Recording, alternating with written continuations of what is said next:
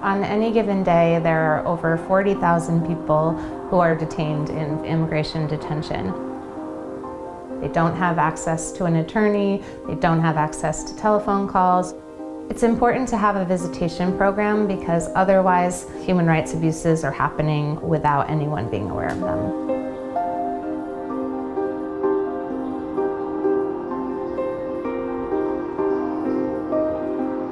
Over half of the stories we published are by people that have been in detention. Mm-hmm. And more recently, we are a national nonprofit monitoring immigration detention conditions.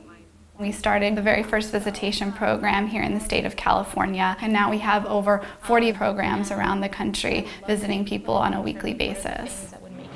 We have a bus full of people who wanted to visit the Adelanto Detention Facility, and we just called the detention facility and they say that they've shut down visitation today. The volunteers who are part of these programs are the only consistent presence inside of these facilities and help people in immigration detention make complaints about the conditions that they're suffering. Prior to the visitation movement, a lot of the people who were advocating against immigration detention were policy folks, attorneys, and now we have the broader community using their voices to really push for an end to immigration detention. Can I have your name and A number, please? We also run a national hotline that allows people at all 200 plus detention facilities to call us at no cost to them. Have you experienced any medical abuse or neglect? We've documented thousands of complaints of medical abuse, sexual assaults, literally maggots in the food, and also lack of access to community and family support.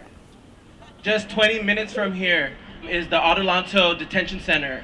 And in the last few months, there has been 7 deaths in the detention center. So those in detention are often invisible to the rest of society. This is about making sure that what happens to them is monitored, that there's a way to deal with the abuse of rights. Freedom for Immigrants is innovative in that it's involved in changing policy through litigation, through legislation, and policy work at all levels.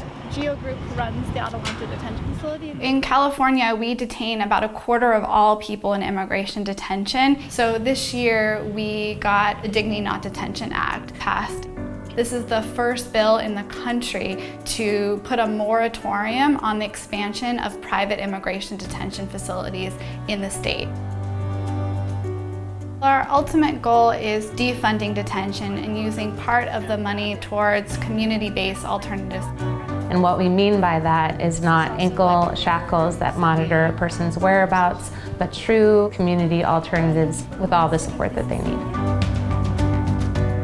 What we do now for people in immigration detention doesn't just affect them, but it affects their children and their grandchildren and generations to come.